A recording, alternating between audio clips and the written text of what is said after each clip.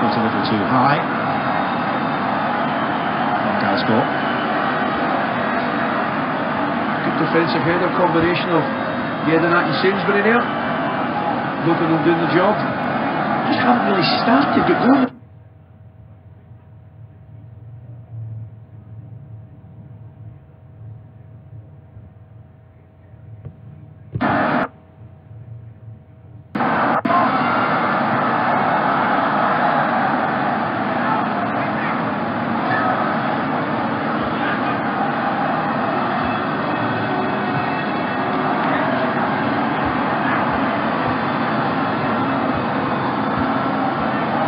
Who's come in today for the injured William Fist. So he goes back home in Copenhagen, nursing 2 broken ribs and a punctured lung. Martin Braithwaite is coming on shortly for the Danes.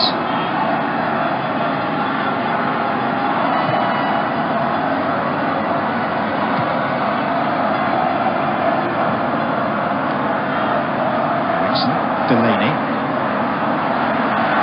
He was getting through an awful lot of work. Rogic. Here's Cruz.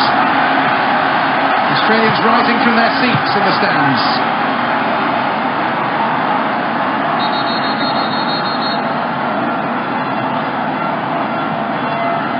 And the substitution is going to see Yusuf Poulsen, who's on a yellow card, replaced. He's actually suspended for the next game as a result of that booking.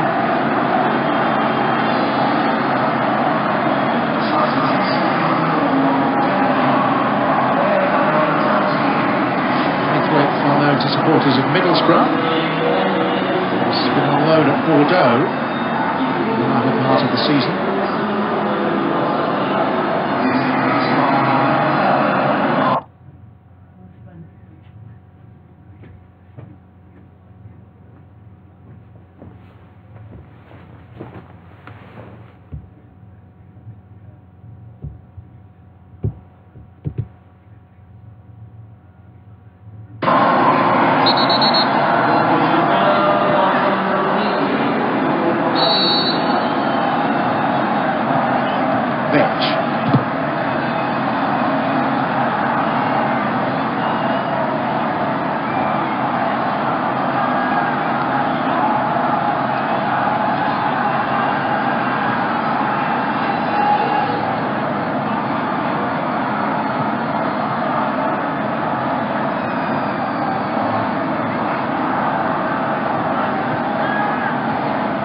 Cruz.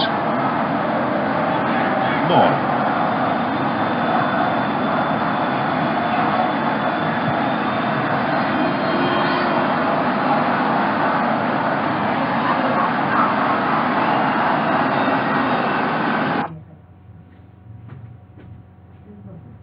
Ericsson. Braithwaite.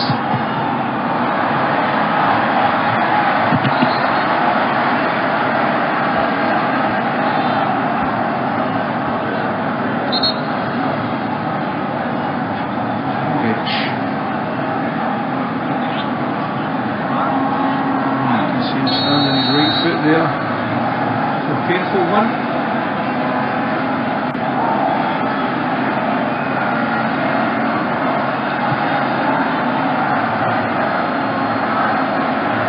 Sure.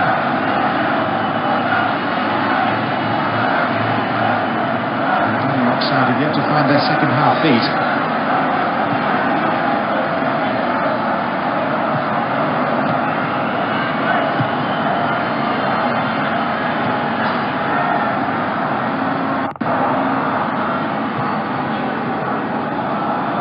Back to Kier.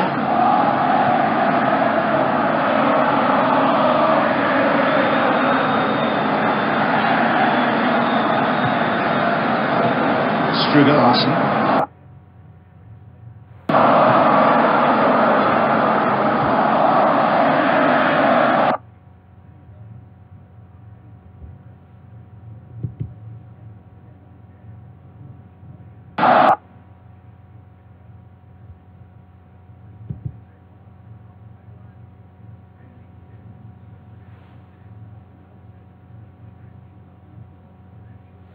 Too much. defending then from Kier coming across.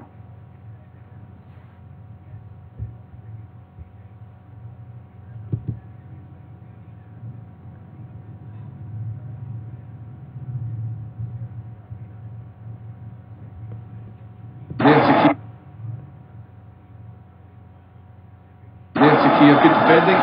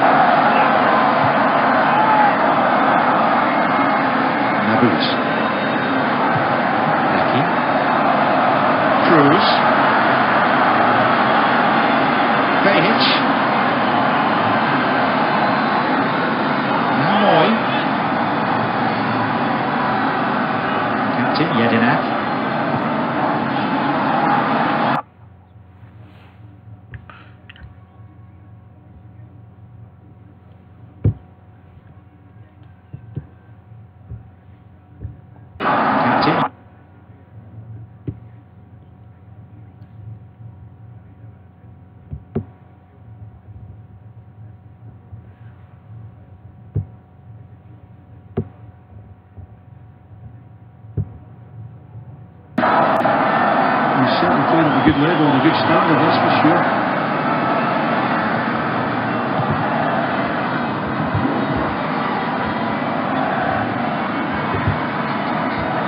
Late afternoon in Samara, 5:20.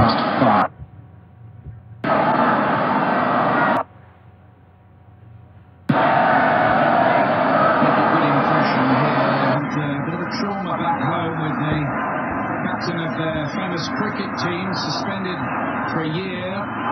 Row of ball tampering, a couple of other players as well. Some shockwaves to Australian sport. We hope here that the Socceroos can be charmers and successful at this World Cup. Still a hope of that. Jedinak wanted a return ball there. Didn't get it.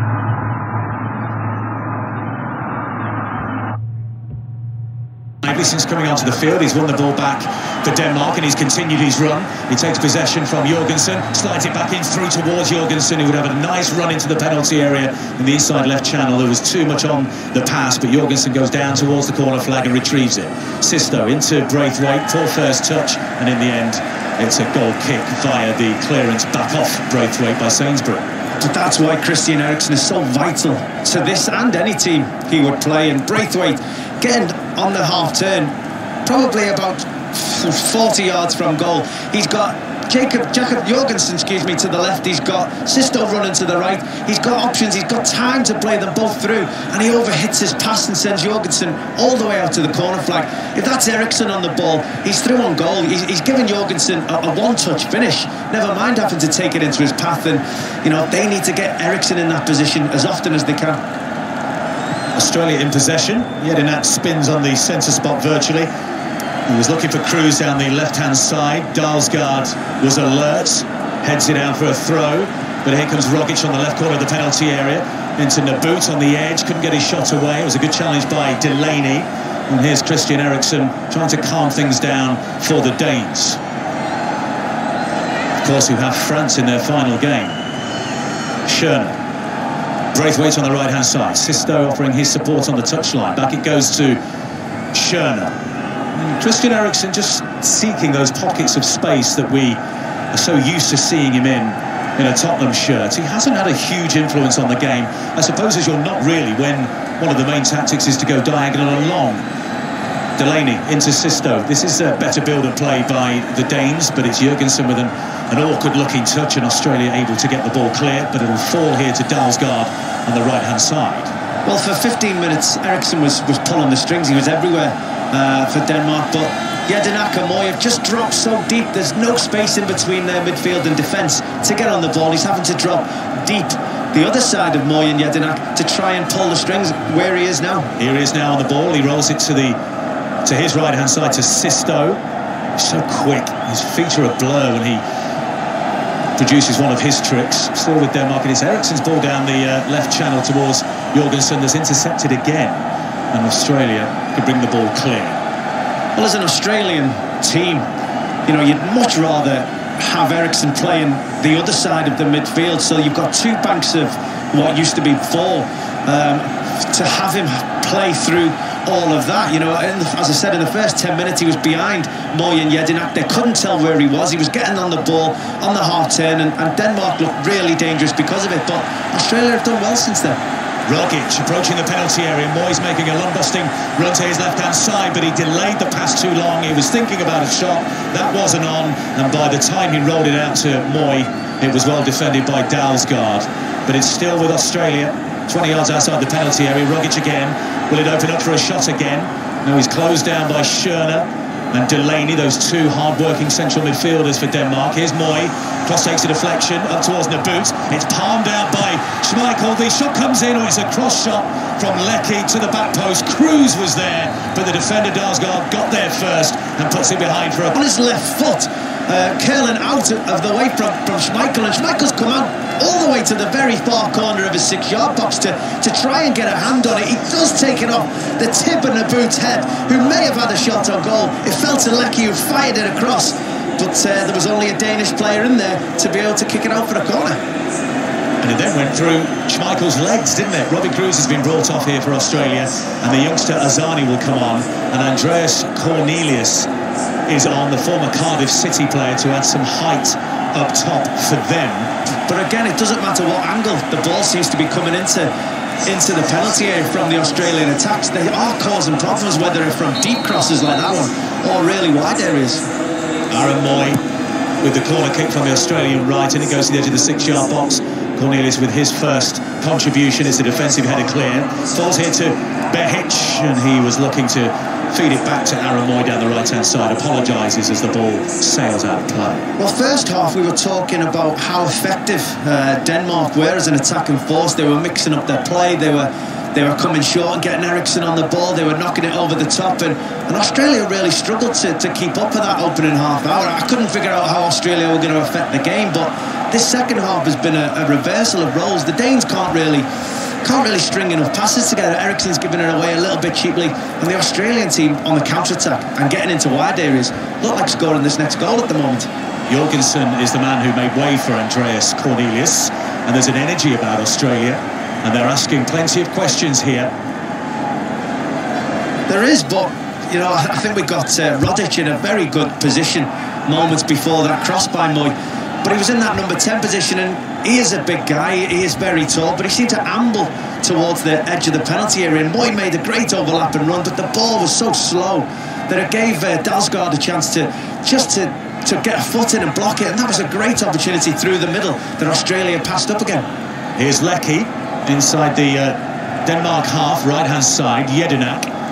I'm looking forward to seeing Daniel Azani, the youngster, the youngest man at the World Cup finals, 19 years of age, wearing number 17. He's a wide man by trade. We talked about him to Kelly and Terry before the game in Red Square. Plays for the Melbourne Victory. He's got 1 goal in his 3 caps so far. But here's Leckie down the right-hand side. The cross comes in towards Nabut. It's over his head, and Azani gets his first touch of the ball, working against Dalsgaard. Full of confidence, Daniel Azani. Here's Moy, right-footed effort, wasn't far away. He was diving away to his left-hand side there, Kasper Schmeichel. Moy's got his head in his hands. It was 25 yards out, arrowing towards the top corner, and it didn't miss by much. Well, that was close. The type of effort we've seen regular this season at his time at Huddersfield, but it started, as you're saying, from Azani getting the ball over on that left-hand side, running at Dalsgaard, just setting it back to Moy, and what a fantastic effort there, a yard lower. Oh, we'd have been talking about that one for years to come. Absolutely. He's a confident young lad, Daniel Azani. He says one of his hopes at the World Cup is he wants to nutmeg Paul Pogba. I don't know whether, because he came on late as a substitute. I didn't see him nutmeg Paul Pogba in that 2-1 defeat, but he's someone who can provide a spark And he certainly will be an unknown quantity, you suspect, to most of the other teams here. Well, the World Cup, born in Iran. You're talking about a player who's got no fear. You know, no weight of the country on his shoulders. Great ability. Go out there and make a name for yourself. Socceroo fans were chanting his name a few moments ago as well. But here's Rogic, one of the more established stars, looking to get around. Delaney into the area. He goes for a left foot shot, trying to curl it into the far post. I thought that had a chance, but it left his boot. In the end, it was too straight, and Schmeichel saves down to his right-hand side. Yeah, he ran at Delaney, the holder midfielder for Denmark. Tried to go around the outside of him, had to cut in, and did release a great effort. The other end is goal, but Cassius Schmeichel was equal to it. Yeah, the other end was Christensen. And there's a curling effort from Sisto, and that wasn't far wide as well. When I said Christensen, I meant Cornelius, who was battling for possession. The ball broke to Ione Sisto. He was looking to curl it around to Matt Ryan's left-hand post, and he had to stay with that to watch it wide.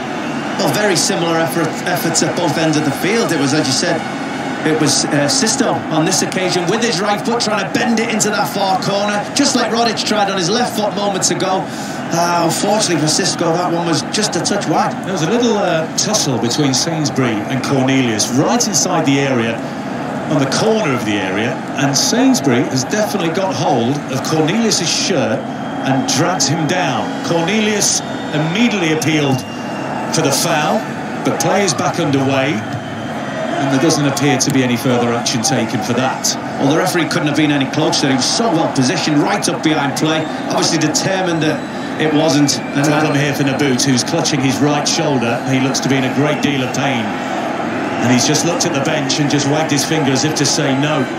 And he's actually walked off the pitch, which wasn't very smart, and now he's gone back onto the pitch so he can receive attention. But I'm not a doctor, but it looks like he might have popped something in his right shoulder. Andrew Naboot. It looks like he's got a Gareth Southgate shoulder at the moment. It doesn't look very good. It looks at a really bad angle, popping out of his shirt a little bit. Not an angle you'd used to see a shoulder at. And he's gone for a header. He's tried to bring the ball down. He's just slipped, and his right arms fell onto the floor as he fell backwards. And immediately you can see him grabbing his right shoulder, pointing to the bench that there is an issue. And he does seem to be in an awful lot of pain out there. And he's done well today, Naboot. Second half especially, he's really used every ounce of energy he's got. He's chased and harried. Yes, he hasn't got on the end of things to get his team that goal, but it's not through a lack of work rate. Absolutely, and he looks in huge amounts of pain, and he's off the pitch at the moment, and they're going to have to ready themselves a substitute here, Australia. So we'll take the opportunity to head to Durham. Jonathan Overend with the latest from the one-day international. One of the very rare phases of this series, Arlo, where Australia are holding the upper hand. They're batting first after winning the toss, and they're 43 without loss. We've had 8 overs bowled by Mark Wood and David Willey. Aaron Finch has 14. Travis Head, the left-hander, has played especially well for his 27. Finch was dropped by Hales at mid-wicket in the 3rd over, and Australia 43 without loss after 8. And Australia here, Jonathan, are 1-1 against Denmark, approaching the final 15 minutes. And Naboot's replacement is Tommy Juric, who plays for Luzern in Switzerland. He's not in form, the striker. Last international goal was last September. Only 2 goals for Luzern since November. He has been carrying a knee injury. He was a doubt going into the tournament, but he's got an opportunity to make himself a hero here for the Socceroos. Rogic again, who's seeing more of the ball inside the Denmark half. And here's Tommy Juric for the first time. He's just waiting for support. It arrives through Leckie on that right-hand side, and then Juric disappears into the penalty area. Leckie without a tremendous amount of support, but he's working here against Strider Larsen. Into the area he goes, left-footed shot, takes a deflection, and that just takes the sting off it. And Kasper Schmeichel is able to save. I think it was going wide of the far post anyway, but he immediately launches an enormous clearance up towards Braithwaite, who brings the ball down. But was that handball by Braithwaite? It is a free kick nonetheless to Australia. Yes, the referee confirms that was handball by Braithwaite. So it is end-to-end. You can't take your eye off it. With less than 15 minutes remaining, Group C, Denmark 1, Australia 1. It is, I mean, you know, we can't deny it. It's lacked quality at times at both ends of the field. It's lacked that real piece of genius that we may expect at international level. Looking at the field, Christian Eriksen may be the real genuine guy out there we expect that from, but it's certainly been entertaining. As you said, both ends of the field, there's been action, there's been crosses, there's been tackling, and more importantly, there's been efforts on goal, which hasn't always happened in a lot of these World Cup games. So it's certainly been entertaining.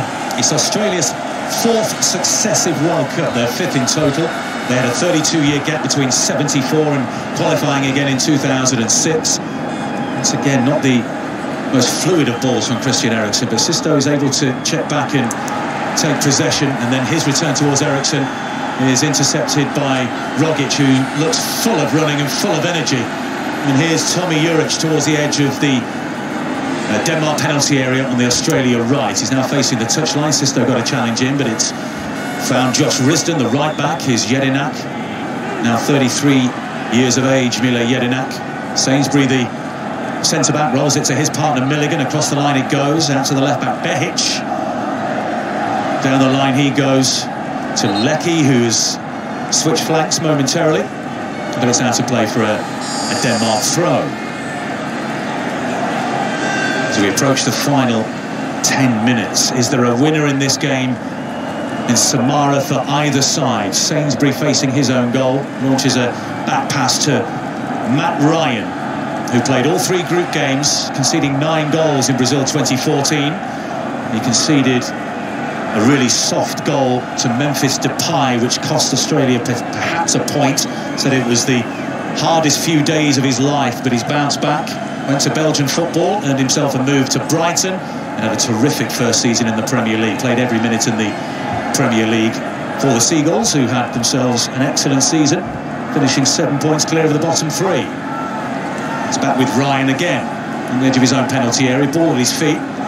Cornelius, who played briefly for Cardiff City in their solitary Premier League season. They're back in the big time now, of course, as of August. Sisto. You just wonder who's going to be happier accepting a draw at the end of this game. You know, Denmark would be 4 points. Yes, they would have to play France in that last game. Australia 1 point, knowing they've got to play Peru, and I think the Danish would think that's a tough ask after they've already played them. You don't know what's going to happen in that France-Peru game coming up after this, and we may see in the next 5 minutes who really goes after that goal more. Azani gets involved. You hear a roar from the Socceroos fans in the ground every time he comes into possession. Here he is again, onto his right foot. The cross comes in. It's a good one. Lecky with the header. He was falling backwards and couldn't turn it towards goal, and it's wide, well wide of Kasper Schmeichel's goal. But Azani just proving that there's a little bit of magic in those boots, and he's trying to make something happen. Lecky, in the end, it came off his shoulder, not able to get his head to the ball, and the chance was lost. Yeah, just as he tried to angle his head, it was just a touch behind him, so he tried to drop his head back, did it too far, and it hit his shoulder. But you're just seeing Azani there only needs half a yard to be able to make something happen. It was a cross on this occasion, just needs the half yard. If he gets the chance to shoot, I would fully expect to see him pull that trigger. Came on as a sub to earn his second cap in the warm-up game in Hungary and scored in a 2-1 win for Australia.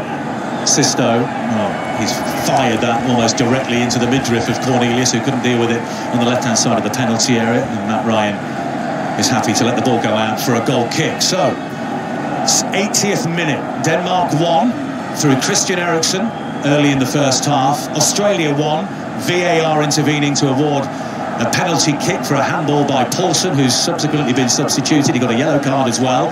It was struck home by Mile Jedinak. 2 penalties for him so far at the World Cup. Will this one earn a point, or would it have given them a grounding, a bedrock to go on and gain all 3? It's in the balance here with 10 minutes remaining in Samara. Azani again. Running across field, he finds Risdon. Azani, back to Risdon, turns well on the edge of the penalty area. Rolls it into Rogic. Now Azani looking to get on the end of that ball from Rogic. Keeps it in play brilliantly. Sisto with the challenge. Rogic is through that challenge. Azani's through that challenge. Lovely low cross.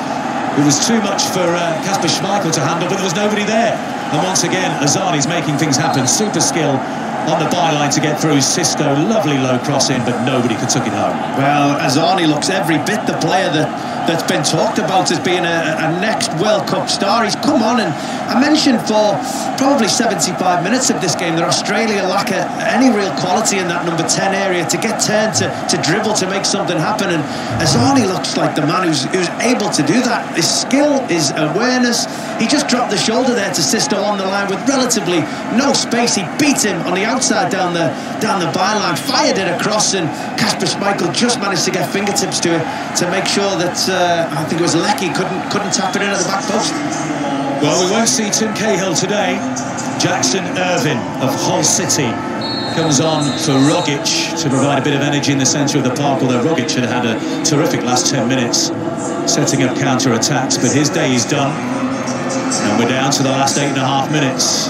Irvine, who came on for Rogic after 72 minutes against France, had an excellent season with Burton in the Championship. That earned him the move to Hull City. Came to the Celtic Academy before making his name at Ross County, and a player that the likes of Nigel Clough rates very highly.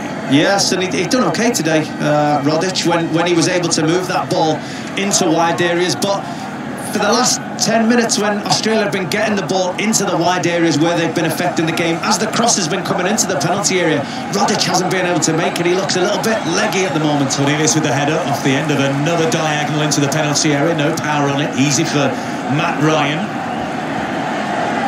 But the game continues to travel from end to end, and here's the ponytail Jackson Irvine, number 22 on his back with his first touch of the game. Rolls it down the line. It's a good-looking ball to Leckie. He can get his head up on the right flank and try and pinpoint a cross. But it's good defending in the end by Larson, and it's a goal kick. It bounced off Leckie last, and you can hear the boos from the Socceroos fans, and Jedinak having a word with a smiling Spanish referee, La Hoff. That's Denmark's ball. I'd like to see it again, but first impressions, it looked like Larson's conned the linesman, or assistant referees as we call them. Then it's one of them where he tackles the attacker and just starts claiming for the ball as if it's come off the attacker, and sometimes you get them, sometimes you don't, and Australia should feel they had a corner there that they've been denied. Denmark haven't offered a tremendous amount in an attacking sense in this second half, certainly not as much as they did in the first half. And I wonder if they've got the energy required in the final 7 minutes, or indeed the intention to go forward and try and get 3 points here. Maybe, as you said a few moments ago, a point here might suit them, although they do have France to play in that final game. Well, they've been better largely in qualifying and in the games building up to the World Cup by being solid defensively and playing on the counter-attack. So to see how positive they were in that first 15 minutes of the game was actually a surprise, but they were dominant in that period, and yeah, they should maybe have scored a second goal, but they did allow the game to just drift away from them, and they didn't take advantage when they could, and Australia have grown more and more as this game's gone on. Yellow card for Piona Sisto for a tactical foul, shall we say, on the right-hand side for Australia. Risdon is standing over the free kick. Bert van Marwijk powerless. He's on the bench, arms folded now. They only had 4 friendlies, having taken over in January to prepare the Socceroos for the World Cup. He said, "I'm not a magician, but if they can somehow pull 3 points out of a hat here, Australia, they will be well in the World Cup. A point keeps them in with a chance going into their final group game." They're the team on the front foot. They're the team who look like they're desperate to get that winning goal. Denmark sort of seem like they've settled for a point. Yes, they may take the opportunity if it comes up, but I think they'll be happy to get out of here with a point the way the second half's gone, and Australia's being on top. Azani dispossessed for the first time in the game, I think, in possession there by Dalsgaard. But again, a sense of excitement every time he takes possession. I think the scouts will be flocking either to his future games at the World Cup and certainly requesting the videos. Plays for Melbourne Victory. Only made his debut in the A-League, the Australian League, in December. His parents are from Lebanon, who wanted him to play international football for them, but he chose Australia. Well, look, it takes more than a 15-minute performance to get a big money move to the top leagues, but yes, he's come on, he's played well, he's looked sharp, he's looked good in possession. He looks a little bit lightweight at times, but that sometimes is the case when you're young. But there will be scouts following his future after this game, and whether it develops the way it looks like it might be able to, we'll see in a few years. Yeah, certainly has the potential. Inside the final 5 minutes in Samara, Denmark 1, Australia 1. The World Cup on 5 Live. 2 more games to come later in the day, including the other game in Group C, Peru against France, with Conor McNamara and Dion Dublin at 4 o'clock. Sisto twisting and turning on the corner of with the challenge. Out now, and he thumps it down the line only as far as Schörner draws the attention of Aaron Moy, his Braithwaite. Australia couldn't have put any more effort into the game. Will they tire towards the end? We'll have to wait and see. And Tommy Juric walks straight into the tackle of Kerr. Here's Sisto left-hand side, Braithwaite side of the penalty area, inside that 18-yard box. Sisto now takes it out towards the sideline. Mile Jedinak is the defender, puts his foot on the ball. Sisto, a diminutive figure born in Uganda. Christian Eriksen strokes it right-footed back to the centre circle, and Simon Kerr, the captain. Now Thomas Christensen, he can stride forward, plays it to the left-hand side, and Larson. Nervy moments for Australia. Is there a winning goal in this for either side? Kerr, between the lines it goes to the left foot of Eriksen. Now wide on the left-hand side to Larson. Sisto with a nice move to wriggle away from the fullback. In it goes to Delaney. What are his options here? He fires across. He had Cornelius at the near post. He had Braithwaite at the far post. And he thumped across over everybody and out of play on the far side. Russell Fuller has an update from Queens, where Nick Kyrgios has taken the first sets on a tiebreak against Kyle Edmund.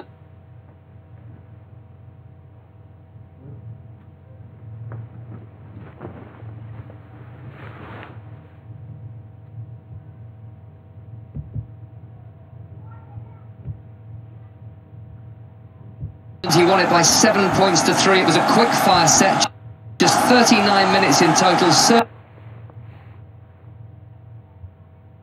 Dominated, but a forehand error from Edmonds and a backhand cross-court winner by Kyrgios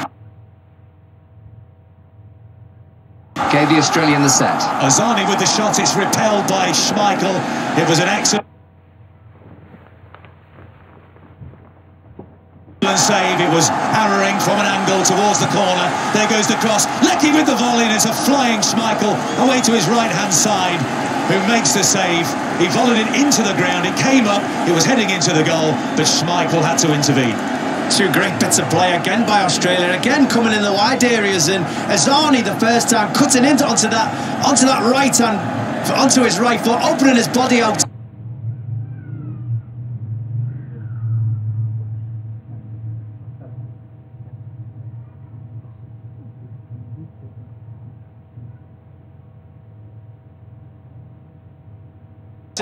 Making Kasper Schmeichel make a full-length save to keep it out, and moments later Jackson Urban winning the ball back in that left-hand side, cross coming in again, and it was Leckie who got something behind, and again Kasper Schmeichel at full length, and it's certainly the Australian team who are desperate to get that winner here. Inside the final 2 minutes in Samara, long ball across the penalty area by Cornelius. Sisto, who since he got that yellow card has looked extremely dangerous in possession. Here he is again, left-hand side. Now they're walking Denmark, but it's Sisto who has that ability to inject pace, and he curls it to the right-hand side of the far post. It's Cornelius who won the header into the path of Eriksen, but it's Moy who got there first. And now it's Juric, good-headed intervention by Eriksen. But now Azani, who's looked terrific since coming on, he brings the ball forward. Leckie's free down the middle. Was he fouled there, Azani? He was right on top of it. The referee, who's just giving Azani a warning about simulation. It was Delaney and it was Christensen with the challenge. He went to ground and there was certainly contact. Dalsgaard, excuse me, was the other defender. I don't think he needed a warning about diving, but that just shows his youth and his quality, but also his confidence. He's got a player on the outside of him, he's got a player to the right, both in great attacking areas. Just slide them in and get in the penalty area yourself, and he tried to dribble past 3 players in such a tight area, and you know, that's sometimes what happens when you're a player full of youth. Well, the volley comes in from the edge of the penalty area. Christian Eriksen with it. There was some head tennis between defenders and midfielders. It fell to Eriksen on the right foot, a volleyed effort And after that sweet left-footed strike in the first half, you perhaps would have expected better from Eriksson, but he snapped it wide of Ryan's goal. Well, that's the first time we've seen Eriksson for quite a while, and Australia's second half especially have done fantastically well to deny him the ball, and when you do that, it shows that this Danish side is limited. When they're not getting him on the ball, the midfield have dropped, the strikers have worked really well for Australia to deny Eriksson space no matter where he's been on the pitch, and that's why Australia have been much better this second half. Into stoppage time we go. 3 minutes have been added on. Some very nervous fans in the Samara arena. Jedinak forward for Australia. Kerr, who's been terrific at the heart of that Denmark defence, heads it clear. Well, hold on a minute. The Denmark midfielder has claimed the foul himself and picked the ball up. And I think eventually the referee has agreed. It's quite fortunate. I think it was. That could have been a deliberate handball. I don't think he heard a whistle. I think he just assumed that was a foul, and in the end the referee agreed, and Kasper Schmeichel just picked a bit of mud and turf out of his left boot. Well, there is injury time remaining, but your commentator's curse of there's more goals in this game seems to have come to fruition. That'll learn me. The heads go up in the Australia penalty area. It's Behic. Has he conceded the corner over there? Yes, he has. On the Denmark right, this would break Australia's hearts if a late goal goes in for Denmark, which would virtually elimination and virtually seal the Danes' progress into the last 16 at Russia 2018. It's a nervous-looking bird on the Australia bench, particularly with Eriksson around. Right arm raised. Swings it in towards the near post. The heads go up. It falls here to Braithwaite. Left-footed effort is straight on the volley to Matt Ryan, and Australia survive. Yeah, unlucky there from Denmark. Great ball in from Eriksson as we expected. Went through everybody, and Braithwaite managed to get a snapshot away at the end, but it just shows in football you can be the much better in a half a game, but the opposition will always get a chance, and you know, Matt Ryan did well to keep that one out there for Australia. Australia running out of time, but they will still be in the World Cup, and they'll give themselves a chance. We're into the final minutes of the minimum of added on. Kasper Schmeichel waves his teammates forward for this goal kick. Right-footed. You heard the thud of boot on ball, and it goes halfway inside the Australia half. Jedinak wins the challenge. Jackson Irving sends it forward only as far as Larson. He curls a ball into the feet of Braithwaite, who's offside. Time ticking away, and let's see if Australia can produce something here from the free kick. On the counter-attack, perhaps. It's played out to Azani on that left-hand side, full of running, full of intent. He cuts in field, spins away to the left touchline. Behic brings it forward. This is good work here by Australia. Leckie on the left-hand side, and they've run out of time, but they played excellently. Both sides look absolutely exhausted. They gave everything, but it ends level. Australia 1, Denmark 1. Who's going to be the happier with the point? Who maybe perhaps Leon Osman felt they could have won the game? Well, I think the way the game was developing, I think Denmark will be happier with the point. They just seem to be hanging on there a little bit second half. Australia with the aggressor, desperate to get the 3 points after losing their first games. But it was a very entertaining game, despite there being a lack of quality in the final third. Both teams very committed. Neither team was throwing themselves on the floor, asking for fouls. It was a really honest game. Chances at both ends, and probably, in the end, a draw was a fair result. All play for then, Kelly, in Group C. Denmark against France in the final game. Australia will face Peru. Group C is looking good. Final score in Samara. Denmark 1, Australia 1. Oh, thank you very much, Leon. It was a great opening goal from Christian Eriksen. A touch of controversy around the penalty that Mile Jedinak eventually scored. An eventful game. And in the second half, although we didn't have any goals, it was entertaining. As you said, both players look exhausted, both sets of players look exhausted. They're going off. They put everything into that. They were both going for the win at the end. They did. It just shows, you know, there may only be 3 games you're involved in the World Cup, but every one of them and every minute of those games are so vital. And yes, Denmark may have won that first game, but they were determined, firstly, not to get beaten this and maybe try and get the goal if they could. Australia, having lost the first game to France, knew that they were desperate to win this game, and you could see that it was end-to-end at times.